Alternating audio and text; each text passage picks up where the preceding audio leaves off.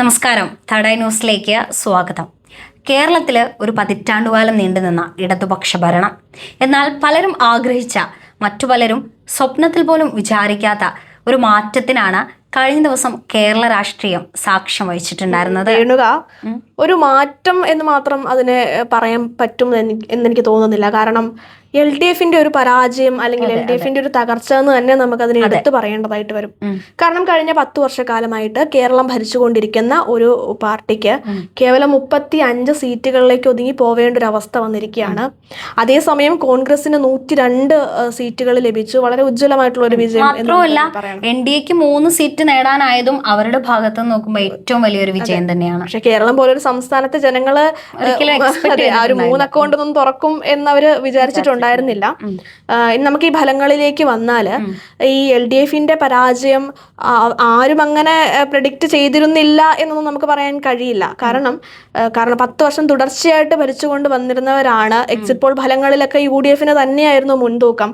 പക്ഷേ ഒരിക്കലും ഈ ഒരു തരത്തിലുള്ളൊരു തകർച്ച, ഇത്രയും വലിയൊരു തകർച്ച ഒരിക്കലും ആരും എക്സ്പെക്ട് ചെയ്തിട്ടുണ്ടാവില്ല. അതായത് എനിക്ക് തോന്നുന്നു CPM എന്നല്ല, അല്ലെങ്കിൽ ഇടതുപക്ഷം എന്നല്ല, വേറെ ആരും ഇത്രയ്ക്കൊരു വലിയ തിരിച്ചടി പ്രതീക്ഷിച്ചിട്ടുണ്ടാവില്ല. കാരണം 13ഓളം മന്ത്രിമാരാണ് ഒറ്റയടിക്ക് താഴ്ന്നു പോയിട്ടുള്ളത്. എനിക്ക് തോന്നുന്നില്ല വേറെ ഒരു തിരഞ്ഞെടുപ്പിലും ഇത്തരത്തിലൊരു പരാജയം നമ്മൾ കണ്ടിട്ടില്ല. മാത്രമല്ല 5 ജില്ലകളിൽ ഒരു സീറ്റിൽ പോലും ഇടതുപക്ഷം ജയിക്കാൻ പറ്റിയിട്ടില്ല. പിന്നെ എടുത്തു പറയേണ്ട ഒരു കാര്യം എന്ന് പറയുമ്പോൾ നമ്മുടെ മുഖ്യമന്ത്രി പിണറായി വിജയന്റെ കാര്യമാണ്. ധർമ്മടത്ത് ഏകദേശം 6 റൗണ്ടുകളിലും പിണറായി വിജയൻ പുറകിലായിരുന്നു. അതിനുശേഷം വളരെ കിതച്ചോടിയിട്ടാണ് അദ്ദേഹത്തിന് ജയിക്കുവാൻ കഴിഞ്ഞത്. സഖാക്കളുടെ കോട്ടയെന്ന് പറയുന്ന കണ്ണൂരിൽ നമ്മുടെ കേരളം ഭരിച്ചിരുന്ന മുഖ്യമന്ത്രി കഷ്ടിച്ച് ജയിച്ചെന്ന് പറയുമ്പം എത്രത്തോളം ആയിരിക്കും ആ ഒരു പരാജയത്തിന്റെ ആഘാതം എന്നുള്ളത് നമുക്ക് മനസ്സിലാക്കാവുന്നതേ ഉള്ളൂ. അതെ. പിന്നെ വേറൊരു എടുത്തു പറയേണ്ട മറ്റൊരു കാര്യം എന്ന് പറയുമ്പോൾ കേരള കോൺഗ്രസ് എമ്മിന്റെ കാര്യമാണ് അല്ലെ. അവരേകദേശം 12 സീറ്റുകളിൽ മത്സരിച്ചെങ്കിൽ പോലും ഒരു സീറ്റ് പോലും നേടുവാൻ കഴിയാത്തൊരു പരാജയം. അതും ആദ്യമായ ഒരു പരാജയം. അതെ. എനിക്ക് തോന്നുന്നു കേരള കോൺഗ്രസിന്റെ MLA-മാരില്ലാത്ത ഒരു ആദ്യത്തെ നിയമസഭ ആയിരിക്കും എന്ന് എനിക്ക് തോന്നുന്നു. ഇനിയിപ്പോ ജനങ്ങൾ കാത്തിരിക്കുന്നത് UDF സർക്കാരിന്റെ ഒരു ഭരണം കാണാനായിട്ടാണ്. അപ്പോ പക്ഷെ എനിക്ക് തോന്നുന്നു എന്തുകൊണ്ടാണ് ഇത്തരത്തിലൊരു വലിയ തിരിച്ചടി ജനങ്ങൾ നൽകിയെന്ന, അത് ഇടതുപക്ഷത്തിന്റെ ഒരു ഭരണ തകർച്ചയാണോ, അതോ പലരും പറയുന്ന പോലെ UDFന്റെ മോഹന വാഗ്ദാനങ്ങളിൽ വീണിട്ടാണോ, അങ്ങനെ എന്തെങ്കിലും ഉറച്ച് എനിക്ക് തോന്നുന്നുണ്ടോ? എനിക്ക് ഒരു ഭരണ തകർച്ച അല്ലെങ്കിൽ ഭരണത്തിൽ മികവില്ലായ്മ അത്ര കണ്ട് എടുത്തു പറയാനായിട്ട് തോന്നുന്നില്ല. കാരണം ഒരു ശരാശരി ഭരണ മികവ് അവർ കാഴ്ചവെച്ചിട്ടുണ്ട് എന്നതാണ് എനിക്ക് തോന്നുന്നത് അല്ലെ. എല്ലാ മേഖലകളിലാണെങ്കിലും അവര് ആ ഒരു പ്രകടനം കാഴ്ചവെച്ചിട്ടുണ്ട്.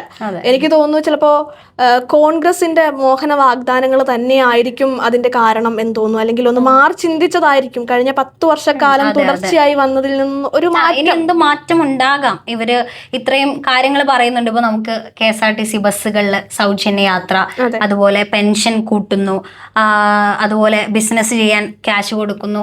അപ്പോൾ ഇത്തരത്തിലുള്ള കാര്യങ്ങളൊക്കെ ഇനിയൊരു UDF ഗവൺമെന്റ് അധികാരത്തിൽ വന്നാൽ പാലിക്കുമോ എന്ന് നോക്കാൻ വേണ്ടി ജനങ്ങൾ ഇങ്ങനെ ഒരു വിധി തെരഞ്ഞെടുത്തതാണോ എന്നും നമുക്ക് പറയാൻ പറ്റാത്തൊരു സാഹചര്യമാണ്. പിന്നെ ഇപ്പം രേണുവയ്ക്ക് അതിനെപ്പറ്റി എന്താണ് പറയാനുള്ളത്?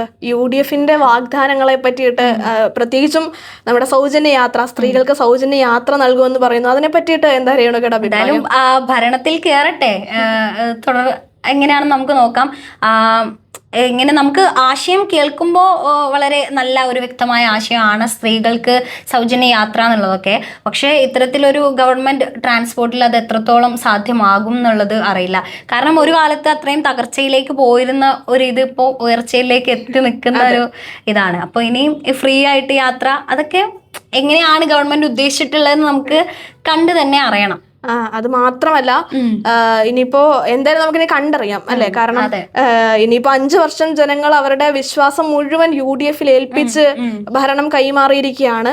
അപ്പൊ നമുക്കിനി കണ്ടറിയാം എന്ന് തോന്നുന്നു. എനിക്കൊരു ചെറിയ വിഷമമുള്ളത് എന്താന്ന് വെച്ചാൽ നമ്മുടെ ശിവൻകുട്ടി വിദ്യാഭ്യാസ മന്ത്രി, മറ്റ് എല്ലാ മന്ത്രിമാരെ തോൽവിയിലും നമുക്ക് അംഗീകരിക്കാം. പക്ഷെ അദ്ദേഹം ഒരു നല്ല മന്ത്രി തന്നെ ആയിരുന്നല്ലേ. പലരും ഇപ്പൊ കഴിഞ്ഞ സമൂഹ മാധ്യമങ്ങളിൽ ഒരു വിദ്യാഭ്യാസ മേഖലയെ വളരെ ചിട്ടയുള്ളതാക്കി അടുക്കി വെച്ചൊരു മന്ത്രി. ഇപ്പോൾ വ്യത്യസ്ത പാർട്ടിയിലുള്ളവർ പോലും പല സോഷ്യൽ മീഡിയ പോസ്റ്റുകളിലൊക്കെ ആയിട്ട് പറയുന്നത് ആ ഒരു മനുഷ്യൻ എന്നുള്ള ഒരു സാധനം മാത്രമാണ്. ബാക്കി ആര് തോറ്റതിലും കുഴപ്പമില്ല, പക്ഷെ വിദ്യാഭ്യാസ മന്ത്രി അതൊരു മനുഷ്യനായിരുന്നു എന്നാണ് പലരും പറയുന്നത്. ഇപ്പൊ എന്തായാലും ഇനി ജനങ്ങൾ കാത്തിരിക്കുകയാണ് UDF സർക്കാരിന്റെ ഭരണം, മുഖ്യമന്ത്രി ആരായിരിക്കും, ജനങ്ങളെ ആര് ഭരിക്കും, എങ്ങനെ ഉണ്ടാകും അവരുടെ ഭരണം എന്നുള്ളത് നമുക്ക് എന്തായാലും വാഗ്ദാനങ്ങളെല്ലാം നിർവഹിക്കുമോ? അതെ. അപ്പോ കാത്തിരിപ്പിലാണ് ജനങ്ങള്, ഞങ്ങളും.